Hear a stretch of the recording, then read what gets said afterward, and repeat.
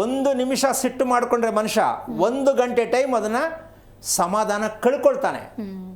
ಬೆಳಿಗ್ಗಿಂದ ಸಾಯಂಕಾಲ ತನಕ ಎಷ್ಟು ಸಲ ಸಿಟ್ಟು ಮಾಡ್ಕೊಂಡ್ರೆ 1 ಸಲ ಕೌನ್ಸಿಲಿಂಗ್ ಮಾಡಿ. ನಾವು ಮನುಷ್ಯರಾಗಿ ಬದುಕ್ತಾ ಇದ್ದೀವಾ, ಹಬ್ಬ ಮಾಡ್ತಾನೇ ಇದ್ದೀವಿ. ಏನು ಚೇಂಜ್ ಆದರೆ, ಏನು ಬದಲಾವಣೆ ಬಂತು? ಏನೂ ಇಲ್ಲ. ಮತ್ತು ಹಾಗೇ ಇದ್ದೀರಾ, ಮತ್ತು ಏನಿದೆಲ್ಲ ತೋರಿಸ್ಕೊಳಕ್ಕ, ಶೋ ತೋರಿಸ್ಕೊಳಕ್ಕ, ಶ್ರೀರಾಮನ ನಾವು ಭಕ್ತರು ಅನ್ನಿಸ್ಕೊಳಕ್ಕ 1 ದಿನ ಮಾಡ್ತಕ್ಕಂಥದ್ದು ಇಡೀ ವರ್ಷದವರೆಗೂ ನಮಗೆ ಸಂದೇಶ ಬೇಕು. ನೀವು ಯಾವುದೇ ಹಬ್ಬ ಹರಿದಿನಗಳನ್ನ ಮಾಡಿ 1 ದಿನ, ಮದುವೆ ಆಗೋದು 1 ದಿನ ತಾನೇ, 100 ವರ್ಷ ಬಾಳಿ ಬದುಕತ್ತಾನೆ ಆಗೋದು, ದಿನ ಮದುವೆ ಆಗಲ್ಲ. ಹಾಗೆ ನಾವು 1 ಸಲ ಊಟ ಮಾಡೋದು, 1 ದಿನದಲ್ಲಿ ಊಟ ಮಾಡ್ತಕ್ಕಂಥದ್ದನ್ನು ನಾವು ಇದನ್ನೆಲ್ಲ ಗಮನಕ್ಕೆ ಇಟ್ಕೊಂಡಾಗ ನಮ್ಮ ಮಾತಿನಲ್ಲಿ ಪ್ರೀತಿ ಇರುತ್ತೆ. ನಾವು ಗಮನಕ್ಕೆ ಇಟ್ಕೊಳ್ಳಿಲ್ಲ ಅಂದರೆ ಪ್ರೀತಿ ಇರಲ್ಲ, ಸಿಟ್ಟು ಬರುತ್ತೆ. ಆ ಸಿಟ್ಟು ನಮ್ಮ ನೆಮ್ಮದಿಯನ್ನು ಹಾಳು ಮಾಡುತ್ತೆ. ಗಂಡ ಹೆಂಡತಿ ಹೊಸ್ದಾಗಿ ಮದುವೆ ಆಗಿದ್ದಾರೆ ಅಂತ ನಾವು ಊರವ್ರಿಗೆಲ್ಲ ಹೇಳ್ತೀವಿ, ಈಗ ಹೊಸ ಹೆಣ್ಣು ಗಂಡು ಈಗ ಮದುವೆ ಆಯಿತು, ನೆನ್ನೆ ಆಯಿತು, 1 ವಾರ ಆಯಿತು, ಅಯ್ಯೋ ಪಾಪ ಅಂತೀವಿ. ಅವ್ರು ಮಾತಾಡಿಸಿದ್ರೆ ಮೇಲೆ ಬೀಳ್ತಾರೆ.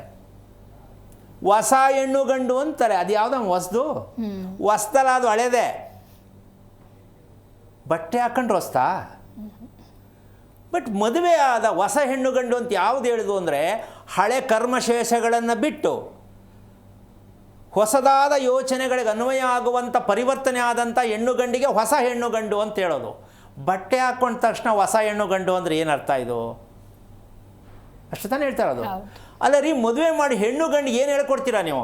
ನೋಡಪ್ಪ ಬದಲಾವಣೆ ಆಗಬೇಕು, ಯಾವುದರಲ್ಲಿ ಸಿಟ್ಟು ಮಾಡ್ಕೋಬಾರ್ದು ಅಂತ ಹೇಳ್ತಾರೆ ಕೆಲವರು. ಸಿಟ್ಟು ಬಂದರೆ ಏನು ಮಾಡೋದು ಅಂತ ಹೆಣ್ಣು ಗಂಡು ಕೇಳ್ತಾರೆ, ಅದು ಕುತ್ರ ಇಲ್ಲ. ಏನಮ್ಮ, ದೊಡ್ಡವರು ಅನ್ನಿಸ್ಕೊಳ್ಳೋರು ಮಾಡ್ಕೋಬೇಡ ಅಂದಮೇಲೆ ಅದು ಬರುತ್ತಲ್ಲ ಏನು ಮಾಡೋದು ಅಂತ ಉತ್ತರ ಹೇಳಬೇಕು. ಹೇಳ್ತಾರಾ? ಇಲ್ಲ. ಮತ್ತು ಹೆಂಗೆ ಬದುಕೋದು? ಏನು ಸಂದೇಶ ಏನು? ಯಾವುದೇ ವಿಷಯ ಆಗಲಿ, ಮದುವೆ ಮಾಡ್ಕೊಳ್ಳಿ, ಮಕ್ಕಳು ಮಾಡ್ಕೊಳ್ಳಿ, ಮನೆ ಕಟ್ಟಿ, ಊಟ ಮಾಡಿ, ನಿದ್ದೆ ಮಾಡಿ, ಮಾತಾಡಿ, ಅದರ ಸಂದೇಶ ತಿಳ್ಕೊಂಡು ಬದುಕ್ರಿ. ನೆಮ್ಮದಿಯಾಗಿ ಬದುಕಬೇಕು ಅಂದರೆ ಬೇಕಾಗತ್ತೆ ಇದೆಲ್ಲ ಏನಕ್ಕೆ ಬೇಕಪ್ಪ? ಏನೋ ಎಲೆ ಅಡಿಕೆ ಗೊತ್ತು, ತಾಂಬೂಲ ಗೊತ್ತು, ಶುದ್ಧವಾದದ್ದು ಬೇರೆ ಯಾವುದು ಅಂತ ಸೋಮಾರಿತನ ಪರಮಾವಧಿಯಲ್ಲಿ ಇದ್ದರೆ, ಸೋಮಾರಿತನವೇ ನಮ್ಮ ಜೀವನದಲ್ಲಿ ಸಿಟ್ಟು ಜಾಸ್ತಿ.